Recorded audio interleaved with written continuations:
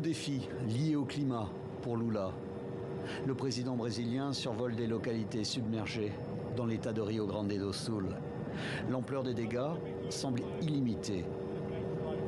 Voici le centre-ville de Porto Alegre.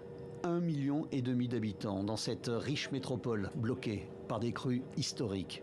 Avec de l'eau jusqu'au 2e, parfois même jusqu'au 3e étage des immeubles d'habitation et de bureaux, l'activité de la ville semble s'être arrêtée. 115 000 personnes sont déplacées dans l'ensemble de l'état de Rio Grande do Sul. Les autorités recherchent une centaine de personnes dont on est sans nouvelles. C'est le pire désastre climatique enduré par cette région brésilienne à l'économie principalement agricole. Dans les décennies à venir, les oscillations d'El Niño et la Niña entraîneront des sécheresses et des inondations vraiment extrêmes.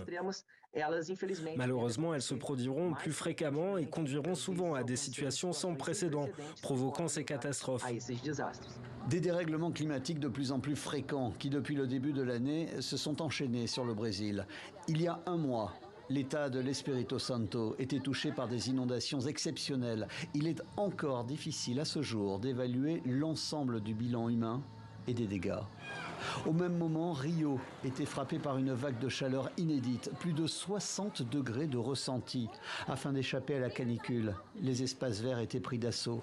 Là encore, le dérèglement climatique et le phénomène El Niño sont mis en cause. Mais pas seulement. La population augmente beaucoup, ce qui entraîne une forte déforestation due à l'augmentation du nombre de foyers. Qui dit chaleur record et de longue durée dit sécheresse. Nous sommes cette fois dans le nord du Brésil, fin février, à Boa Vista, dans l'état de Romaira.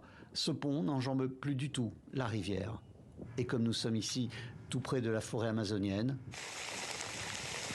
les feux se déploient et s'enchaînent. Plus de 3000 incendies de forêt ont été répertoriés au cours du seul 2e mois de l'année 2024.